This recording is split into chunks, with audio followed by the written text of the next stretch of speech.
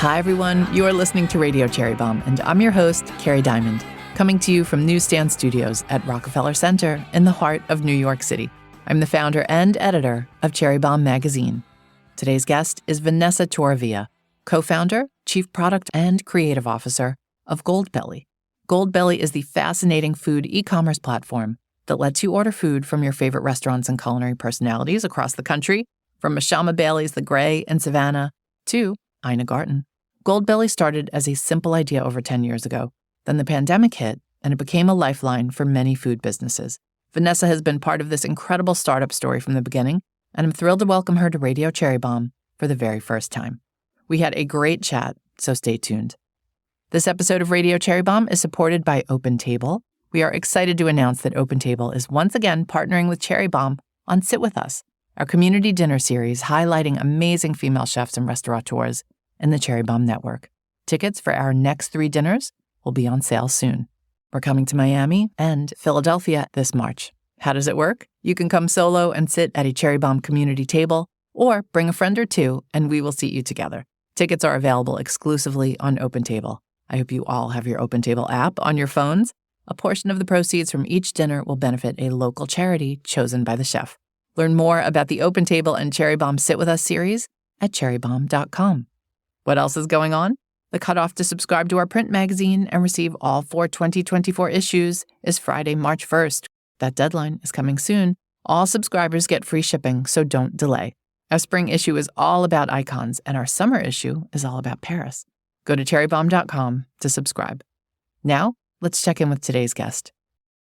Vanessa Torrivilla, welcome to Radio Cherry Bombe. Thank you. I'm so excited to be here. I'm so excited because I had actually been looking for you during the pandemic because I knew how important Goldbelly was to the industry and continues to be. And I was like, I know there's a really smart woman behind this somewhere in this company. There had to be, right? And I don't know why. I guess I didn't look hard enough. But then I was seated next to you at that dinner and I was like, I have found you. Yes. Please come on Radio Cherry Bombe. We were instant friends too. We had so much to talk about. I'm happy we could make this happen because we have a lot to talk about. You are just coming off, you and the whole Goldbelly team are just coming off this sort of insane collision of events. You just had Lunar New Year, Valentine's Day, the Super Bowl, Galentine's Day, our favorite, Mardi Gras, all of the above. All of the above. Yeah. It's really cool to be able to participate in all of these moments and occasions that really mean so much to people. And food is just at the epicenter of every single one of them. So it's perfect for us, and it's perfect for these occasions for everybody to connect. Your brand really is joy.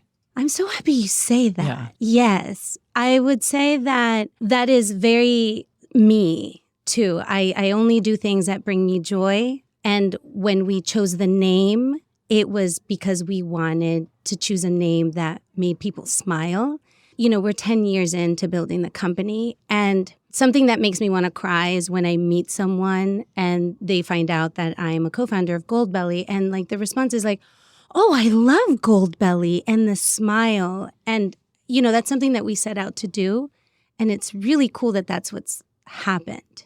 I'm assuming that 99% of you listeners out there know what Goldbelly is. But for the 1% who don't, Vanessa, tell us what Goldbelly is all about. Yeah, we're a marketplace where you can order from the top restaurants all across the country, the best foods shipped to you anywhere you are. So you can order foods from LA, New York, Chicago, from anywhere. And it could be high-end food or it could be, you know, just comfort food. What is your role there? Wow, I have a big role because I am responsible for the way that people interact with the brand from a lot of different perspectives. From a technical perspective, I lead the product and engineering teams in building the platform in which people order and discover products. I lead the creative team, which is the marketing team, that they're the ones that tell the stories, that merchandise products that are relevant for specific occasions, and they're the ones that draw people in and inspire them to order. And I also work with the customer experience team, which helps customers, you know, solve their problems. Tell us how Goldbelly came to be. I started dating this guy who really loved food and lived in New York. I came to New York, and our first date, he took me to 3 places back to back. He's like, you're coming to New York. I need to show you 3 iconic places. We went to Mamoon's. We went to Joe's Pizza. And at the time, do you remember Peanut Butter and Co.? And they had they used to have an Elvis sandwich, which was peanut butter and banana and something else. I was like, whoa, this guy, what? And he just wanted to share with me food that he felt represented him and his city, in just one afternoon. You said you came to New York. Where did you come from? I was in Florida at the time. And, he took me on this date. And obviously, from the minute that we started dating, everything with him has been around food and food experiences and traveling. So when he had the idea, what do you think if there was a marketplace where you could order, barbecue from Texas shipped to you? Do you think people would order from there? And my first impression was I think you would order from there. But then when I was thinking about it a little bit more, I felt no, I actually think this is a good idea. And it felt like it would be something that would eventually exist anyway. So I felt okay, my background is in design. I was a product designer. I was designing apps. I was working in e-commerce at the time. And I really understood that what he was trying to do was to sell food as an experience for people. Now, I didn't understand the concept as much as I did in the beginning, as I did later on. In the beginning, I thought it was about the food, just selling the food. That's what he was excited about. But then he ordered a box of barbecue from Memphis.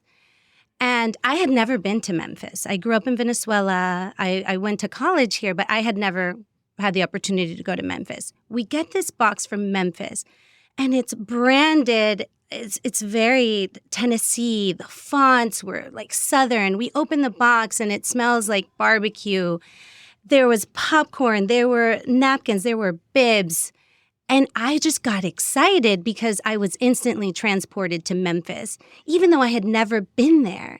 And that's when it really clicked for me that what he was trying to do was sell an experience. It wasn't just about eating something. It was about reliving a memory or visiting a place that you've never been to through the food. I was going to say memories because my family orders from Goldbelly from the Clam Shack in Kennebunkport. Oh, it's so good. It's the one time every year my whole family gets together, and the first thing we do is go stand on line at the Clam Shack. So I was it's not even about the food. It's about the memory, and just you get that box and you can't help but smile. Yeah. And there's something beautiful about reliving, a tradition that you have with your family. But there's also something really beautiful about introducing someone to a food that really means something to you that you just want to share with someone else.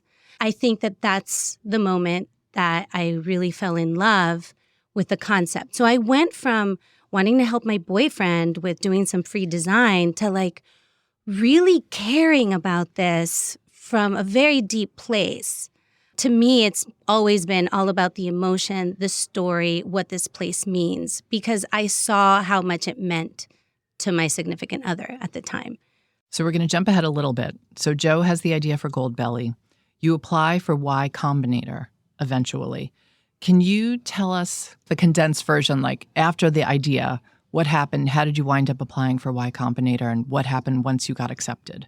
Yeah, so we start the idea. Joe is working full-time on the idea, and I am working part-time because I had to have a job living in New York City. So I would work on design at night. He applied, and I did not know. We have 2 other co-founders that are engineers. We did not know that he applied. Joe is a very go-getter type. He knew what he was doing. So he applied. We got accepted. After we got accepted, he told us. And then he pitched us the idea okay, so this means that we have to move to California for 3 months and work on the idea. And we were all here in New York. Oh, so if you get accepted into Y Combinator, you have to go there? Yes. Okay. You could do it remotely, but we wanted to be all in. And for folks who don't know Y Combinator, that's the startup accelerator. Yes. And a lot of amazing brands and companies have come out of it. Yeah, I would say it is probably the most prestigious and the most difficult to get accepted. I think that they accept less than 5% of applicants. So you uproot your life and head out west. Yeah, we just put all of our stuff in storage. It wasn't a hard pitch to me. I quit my job. Our other two co-founders did the same. And we put our stuff in storage. They had significant others, and everybody just came. And we moved into a house in Silicon Valley that looks like the house in the Facebook movie. And I lived in the house with like my 3 male co-founders. We had mattresses on the floor. It was not chic at all, but it was thrilling that we had some investment, enough to quit our jobs to really fully focus on building our concept. We're going to talk a lot about fundraising because you all have raised a lot of money. And we've been raising money and I'm just like, oh my God, this is the most painful thing ever. It's so hard. How did you get the initial money? So initially, Joe was investing his own money in the idea. I was investing my time. And then Y Combinator, part of the acceptance is that they invest in you. So enough money for you to sustain and survive for the next few months until you raise a seed round. But we didn't really raise any real capital until our seed round. Now, when I say Joe funded it, he also had a couple of college friends. He went to Vanderbilt, and some of his best friends also invested in us, like in an angel round very early on. What did you learn from the Y Combinator experience? It was very intimidating to be there. This is where Dropbox came out of, Airbnb, some of the most iconic companies of today. We were surrounded by incredible mentors, like the person who launched Gmail. The co-founders of Airbnb would come and advise us. Peter Thiel came and spoke to us. So we were surrounded by very inspiring, very successful people. But I would say that my favorite thing about that experience was our peers. We met so many people that were building companies in totally different industries, but they were facing the same challenges as we were. So in a way, it was kind of like going to college for the first time and just being with a whole bunch of people that were in your same, facing the same challenges in life. And that, to me, was the most valuable part of that experience. To this day, when we want to feel supported by a community that truly understands us, those are the people that we reach out to. It's also a lot of wind in your sails because so many times when you have an idea and you start a company, you're like, oh, what am I doing? What am I doing? It's very lonely. Yeah. When we started the concept in New York, our friends just thought we were unemployed. They did not know anything about startup. When we got to Silicon Valley, everybody was doing the same thing. We did not feel like we were missing out on anything. We felt like we were in the right place. But I do have a funny story for you because you just did WeFunder, right? WeFunder was in our class. Oh, that is funny. Yes, they were a company that was accepted by Y Combinator. And the founders of WeFunder were our peers. And I remember that they helped us with our pitch. So they allowed us to pitch to them and then they would give us feedback. And we also did a very early angel round on WeFunder too. I wish I could have invested in that because Goldbelly's clearly a good investment. I think we did it because we were trying to support them and they were trying to support us. And that was the kind of community that is built around Y Combinator.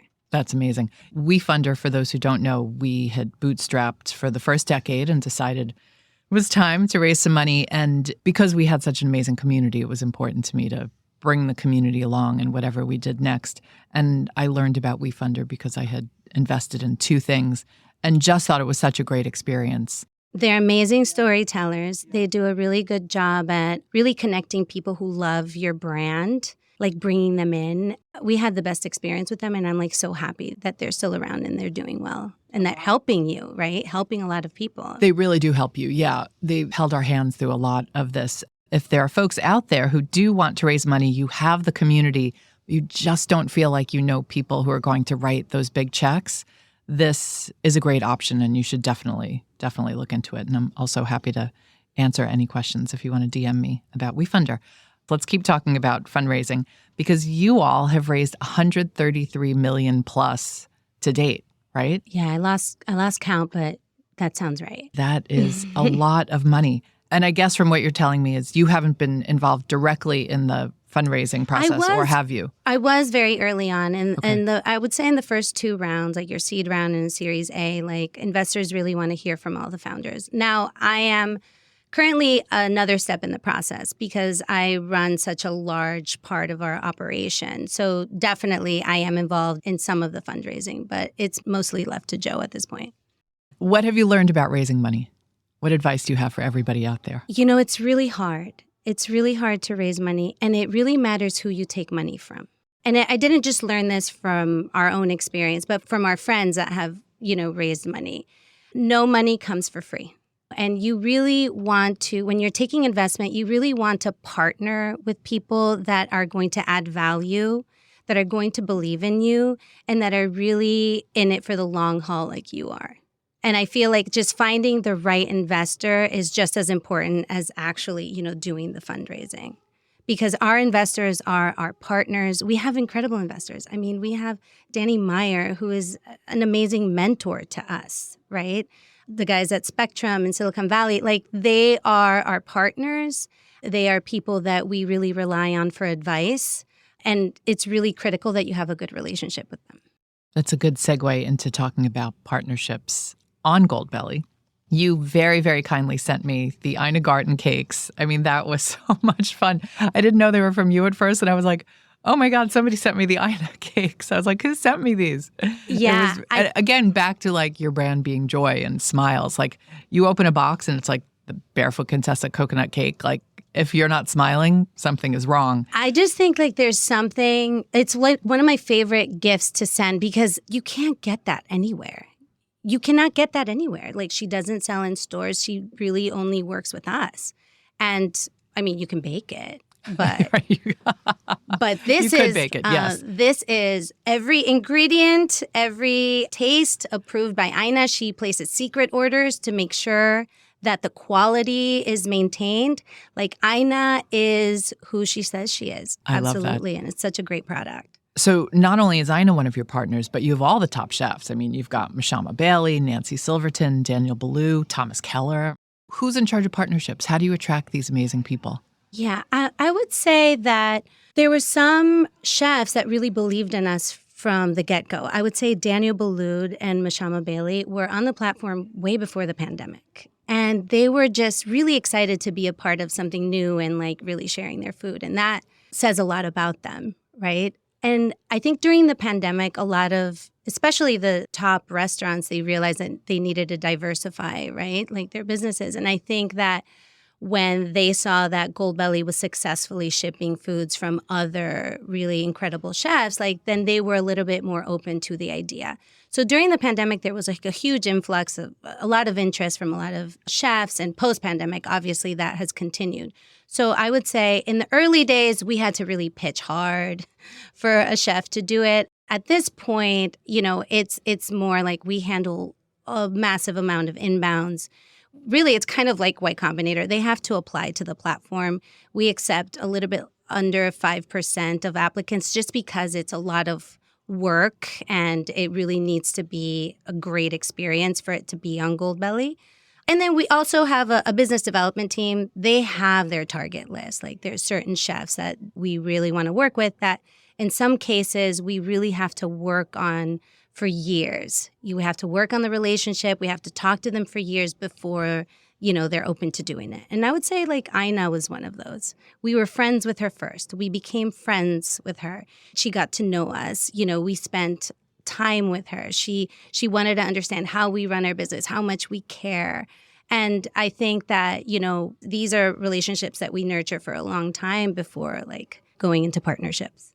You brought up the pandemic, and obviously things really changed for Goldbelly during the pandemic, not just in terms of what it did for your business, all these, food businesses reaching out to you who wanted to now be part of Goldbelly, but it must have been emotional for all of you inside there because all of a sudden you became a lifeline for a lot of restaurants. How did you deal with that? I remember when that happened. So I remember the day that we sent everyone home from the office because we're like, hey, we don't know what this means. This is very scary.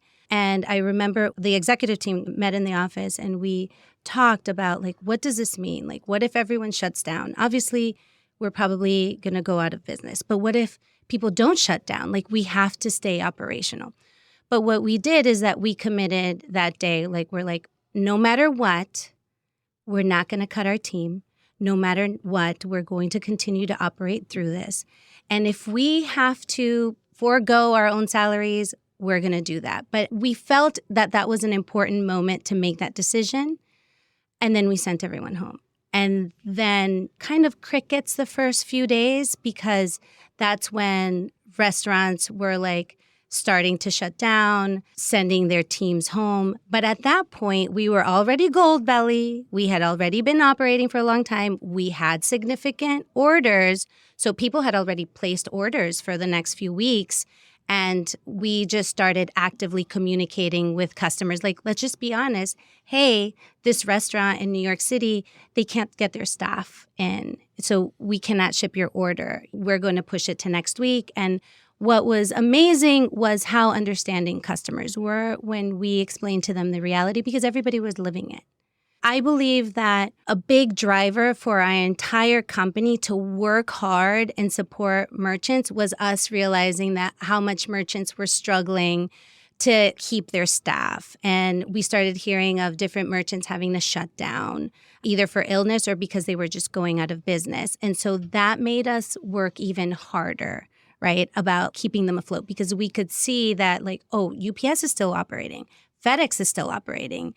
We can still do this, you know? And I feel like we saw a lot of businesses shut down at first and then come back, and we were able to increase their orders, and then they were able to rehire their staff. And that was just so motivating for us. I can say that my team really cares. Like, we all really care about who we're doing this for. Not just the customer. It's not just feeding the customer, but it's also making sure that all of these businesses would be operational. But then over time, during the pandemic, you saw that people started feeling disconnected. They started feeling disconnected from each other. They could no longer go to their coffee shops and their bakeries and the places that really made them feel like home and normal. And then we realized how much the foods that we were selling meant to them. You know, so it went from wanting to order Goldbelly because you wanted to have a beautiful occasion with someone to like, actually, I really need this to comfort me, to help me go through this difficult time without my family.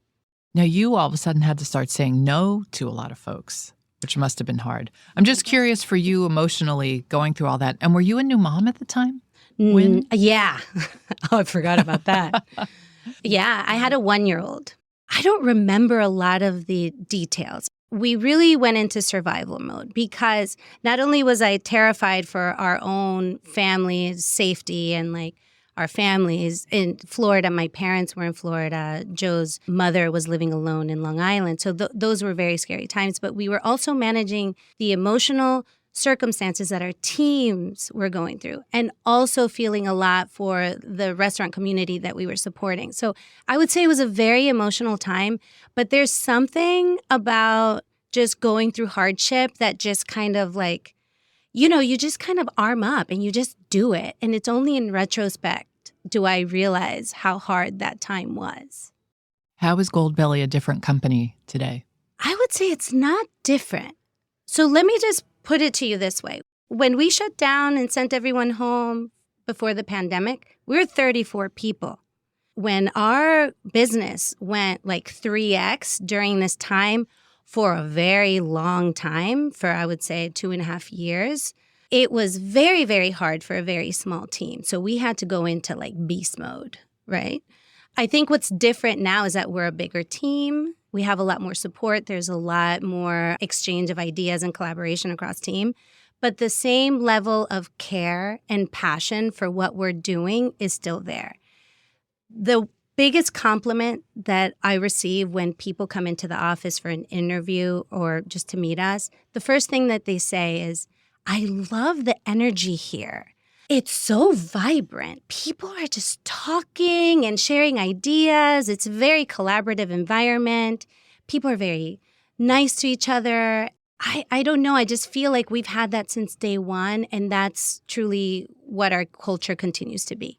How many employees do you have today? About 130. We'll be right back with today's guest. Our sister podcast, The Future of Food Is You, is doing a live event in Miami on Friday, March 8th, which happens to be International Women's Day. It's taking place at Chef Valerie Chang's restaurant. Chef Valerie is a big, big talent, and I can't wait to catch up with her. Get tickets and all the details at cherrybombe.com. Thank you to Kerry Gold, Walmart, and OpenTable for making this event possible. If you are in the Miami area, I would love to see you there. Explain to everybody how restaurants make money through Goldbelly. They're shipping, like I used the example of the Clam Shack. You're not making stuff that's similar to what the Clam Shack makes and sending that out. It's literally the restaurant sending it out, or the food business, because not everybody is a restaurant. We work on a wholesale basis. So there isn't like a percentage that we need to make. It's more like, restaurant, how much money do you want to get paid for this product? So it really works for them. And we really work with them to make sure that the packaging costs are kept down. We have a lot of resources to make sure that we're supplying the restaurants with the packaging that they need. And we work with them on a wholesale basis, so they name their price. Shipping is the hardest part, obviously, when you're sending perishable things across the country. How big is your team dedicated to shipping and making shipping greener and more environmentally friendly and getting products there that aren't spoiled and the boxes aren't broken? Yeah, there's a tech component and there's a human component. So our platform, like one of my teams is responsible for building the logistics of our ordering system. So when you order something on Goldbelly, it comes into the merchant. That's what we call the restaurants and the food makers. They come into the merchant and it tells them when to make it, how much of it, when to have it ready, when UPS is going to show up to pick it up. And then it also accounts for how much packaging to put in that box and time in transit. So what we want is for the restaurant to really focus on making a really great product and packaging it really well. Then UPS shows up, picks it up, and we have really deep ties with UPS where we have a level of service from them where they really care about our packages as much as we do. We also have an internal team. We call them the Gravy Seals.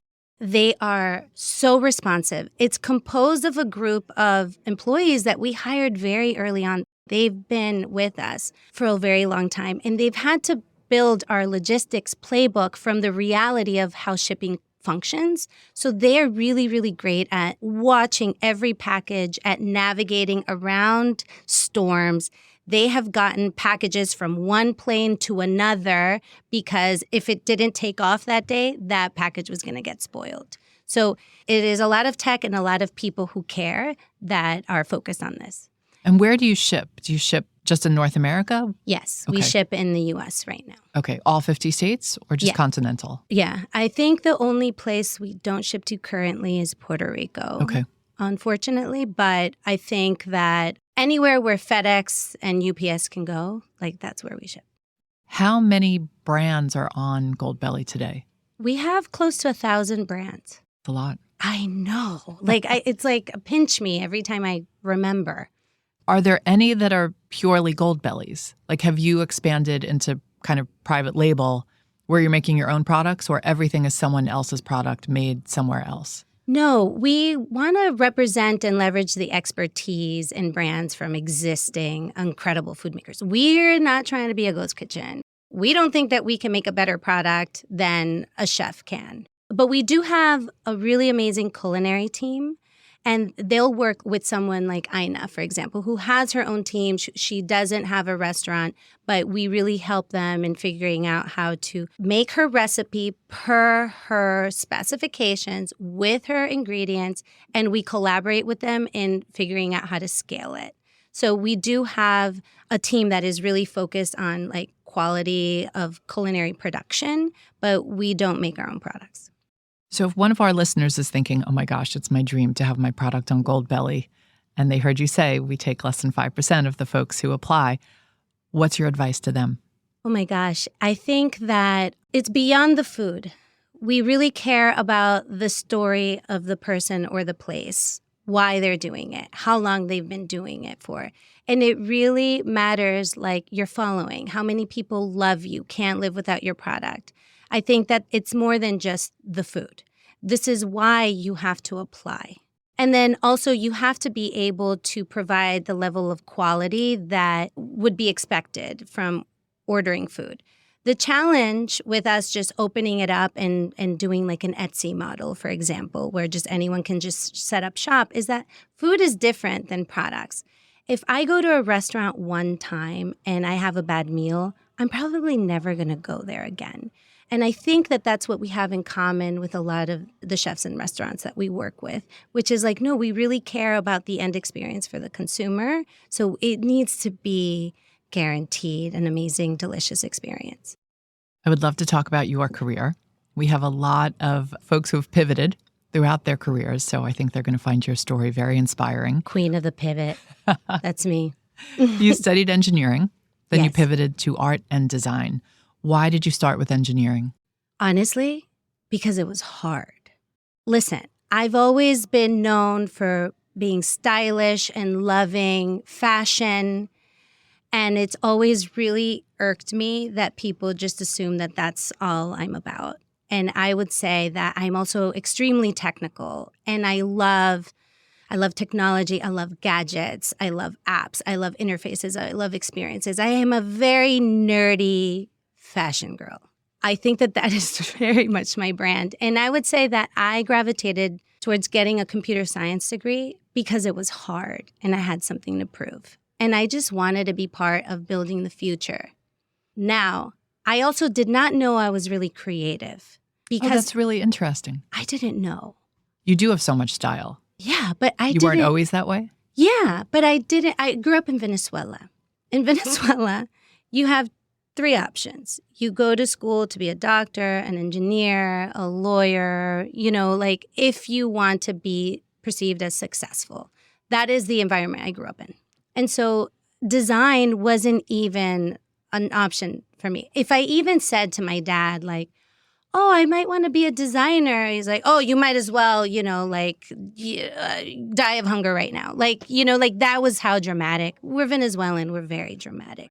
But I would say that looking back at my childhood and realizing how I used to wallpaper my entire room with amazing advertising and photography. I grew up in Venezuela. I had friends that would bring old Vogue magazines and 17 magazines. I couldn't get a subscription at the time. They would bring me like months old magazines and I would just like go through them and like the beautiful photo spreads and like the Obsession by Calvin Klein ads and all of those things. Like that was what inspired me. And that's what I had all over my room. So I would say that I was always into fashion and merchandising and beautiful photography, but I didn't realize that I could do something with it. It's only after I graduated and I had the technical ability to build websites and understand how to design interfaces and things like that I realized I could actually marry the two. I didn't know that. Like there was no way that I could have discovered that earlier in my life. I think it's just who I am. And I was presented the opportunity to start introducing design into my interfaces. And that is really when I became who I am today. Tell us a little bit about UX, because I see UX jobs advertised on LinkedIn. I think I know what it is. Yeah. But I'm not sure. And I think our listeners would benefit from knowing what it is. Yeah. So UX is all about designing an interface that helps someone accomplish something in a really smart way with very minimal design, putting the button in the right place, putting an input in the center of the screen if it's important. I would say that we're all surrounded by interfaces constantly. Our phones are interfaces that allow us to access our bank accounts or make payments for things or even watch a show, right? That is UX. A good UX is intuitively being able to use an application without having to read any instructions. You just know what to do. And I love that. And I love marrying that, the smart side of design, with the beauty and aesthetic of branding and merchandising. That's so cool. I wish I had known you years ago when I built the Cherry Bombe website on Squarespace. We're working with an actual agency now to redesign it, but yeah, Squarespace is amazing. I would say it was a lifesaver. I would say that is a very inspiring platform for me. The fact that as a designer, I could use Squarespace's tools to design a beautiful interface. I mean, I am always inspired by Squarespace because of that. that was the right thing to do. That's what I probably would have told you to do if you had hired me when you started. Let's do this in Squarespace. Tell us about a few of the people or things that inspire you today. We talked a lot about food, but I know you love fashion. I know you love designers. You love magazines. What do you find exciting right now? I love e-commerce. And I love platforms that enable me to do something that I wasn't able to do before. That's what Goldbelly is, right?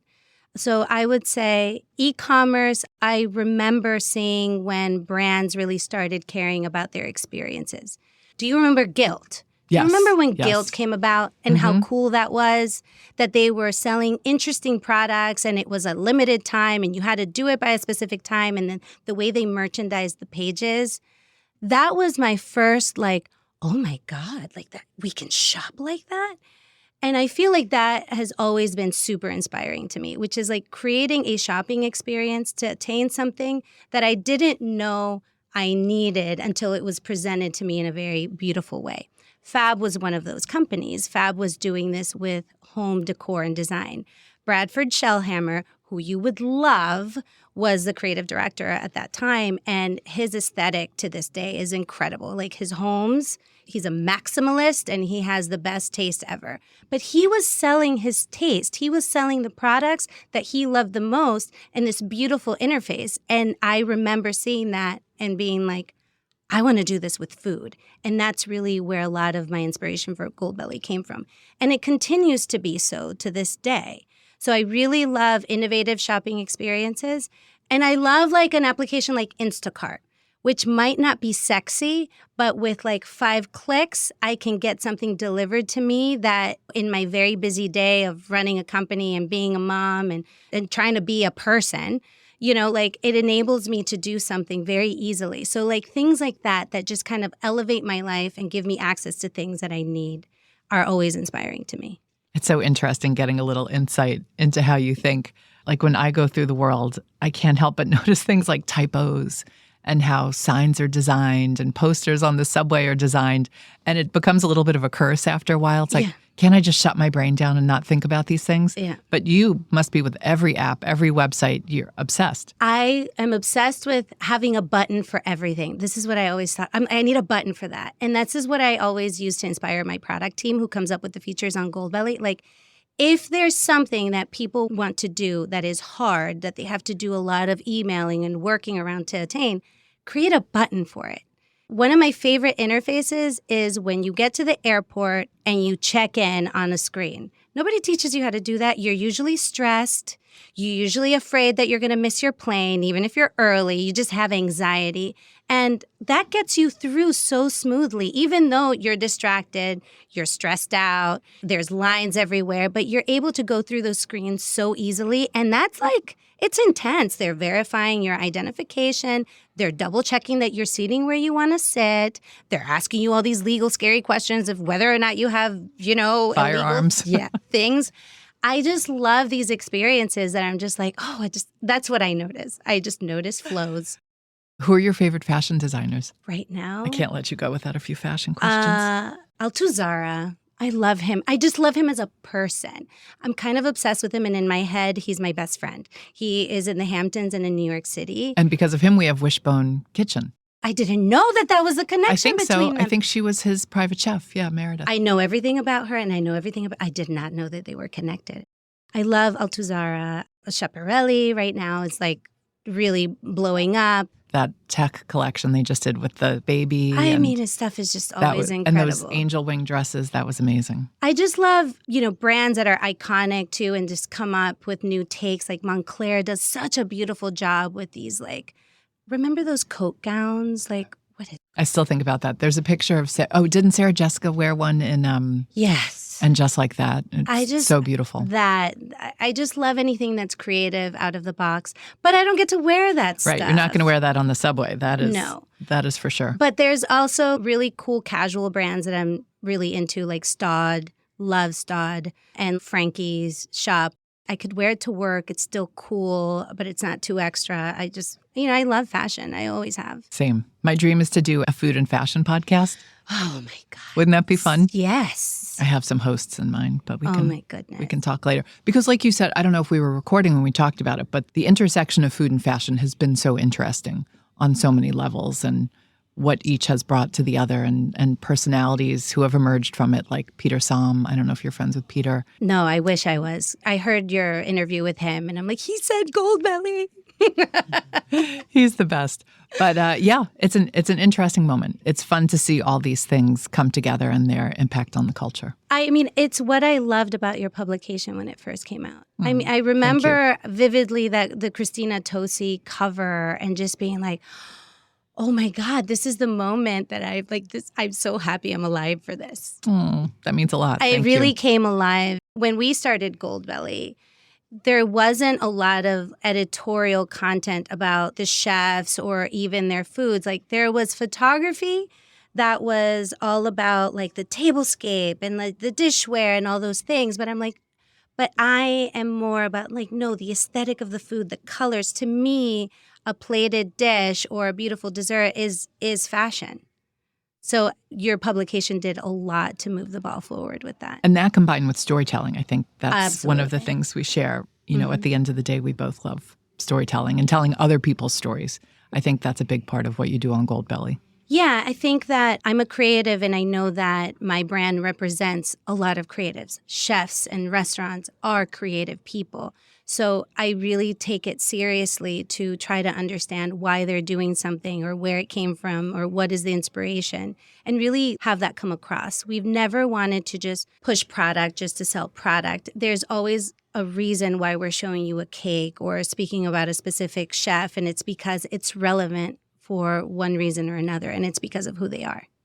Do you have a motto or a mantra? Yeah, like seek joy. I really take that seriously. I feel like I try to represent that in the way that I dress. I try to represent that in the way that I inspire my teams to do things. Like I really do feel that people are great at their job if they're passionate. And if they're passionate about what they're doing, they're happy. It's represented in the name of my company. It's like anything that just makes you smile. And I really feel like I went for that when I was pivoting in my career, because I could have chosen to stay in my area of just computer science. And then instead, I'm like, no, I really want to go after something that makes me happy. So I think joy at the center of everything. I prioritize joy. What's the best advice you've ever been given or that you've received? I think it's that. And it came from my mother. It's very scary to pivot from a career after you've paid all this money for a degree, after you've invested all this time. And my mother has said this to me on 2 occasions. One, when I was trying to change careers and I'm like, I don't think I like this. I want to do more design. And I was afraid to tell her because my parents helped me pay for my education. And then I thought she was going to be mad at me. And instead she was like, do what makes you happy. She said it to me again when, I grew up Catholic and I'm Venezuelan and my husband was Jewish. And so we were discussing converting and I was also afraid to tell my mom. My mom's like, if that's going to lead to your happiness, just do it. And I would say like, that is the best advice that I've gotten. And it's really like my mantra. How do you take care of yourself mentally and physically, if you do? I do. I know it's hard to find time. Sometimes. I do, but I've also experienced burnout multiple times, and it's horrible. I have a lot to say about burnout and how that occurs. I went through that during the pandemic and after the pandemic, and it happens. It just happens, especially if you're like a really focused person. I do try to practice I work out a lot, and it's because it gives me more energy and it disconnects me. I always like learning something new. So my new thing is horseback riding because it forces me to just be in the moment. Right, and just you can't be on your phone. Yeah, you can't You're not watching the latest thing on Max or HBO. Well, you realize that you have Don't die. You're just like, I'm on the horse. I'm like, just don't die. Just don't fall, because also you don't want to injure yourself. So I do a lot of things really to mentally give me a break of my day-to-day, because my day-to-day is very intense. It's a lot of strategic thinking, a lot of decision-making, a lot of motivating and inspiring, a lot of being in the weeds. So like I do a lot of things to get out of the weeds. I love an infrared sauna. I love a meditation. And I would say the number one thing that really keeps me sane is being a mom, like spending time with my son. So at night, I get home and like we have this thing where he has to read books and I'm teaching him how to read. And like being immersed in that moment really does help me mentally. Let's do a speed round. I could talk to you all day. What is one of your favorite books on food or cookbooks? I really love Athena Calderon. I love everything that she does. And so her Cook Beautiful was a really beautiful book. It's not just a beautiful table book, but it's like super inspiring for me personally. But everything she touches is just so Athena. chic and Isn't she great? And she's so nice. The kindest, really sweet. Yeah. Best food movie? Chef. I love Chef because when I saw it back in 2014, we had just launched Goldbelly. And it was like a startup movie about food. And I remember just feeling like, wow, like I've never seen a movie like this. I really love that movie. Do you cook? I do not. I Goldbelly cook. And That's it's like funny. my proudest achievement. Joe is the cook in the family, Okay. but I Goldbelly cook, which is I get my things from Goldbelly and I spend the 20 minutes to plate it and make it look beautiful. And I really take all the credit for it, but I did not. You're an assembler. I'm a great assembler and a vibe creator. What's one thing that's always in your fridge? 2 things. Stumptown cold brew coffee. It's how I survive. And cheese. I love all sorts of aged and fancy cheeses. I love cheese. I love cheese. Kerry Gold has been a good partner of Cherry Bombs over the years, and they always send me a big package Oh, you're so lucky. during the holidays. And their cheddar cheese, their reserve cheddar, it's the best. That's my favorite. Yeah. Yeah. I just eat it out of the fridge. Favorite childhood food? Arepas. I grew up in Venezuela, and to this day, anytime I eat an arepa, I cry. 100% of the time, I cry. It's my childhood. It's who I am. And I didn't know at the time how much an arepa would mean to me. What's your snack food of choice? Cheese. I'm telling you, at home, I take a slice of cheddar or a slice of Parmigiano. I snack on cheese all day. Last question. If you had to be stuck on a desert island with one food celebrity, who would it be That's and such why? an easy one. Ina. My favorite thing about Ina when I met her, I feel like everybody loves her cooking and her recipes and her food. And yes, I obviously love that too. But that side is also very intimidating to me because I'm not a chef. So imagine like cooking with Ina and you just don't cook. Like that is terrifying to me.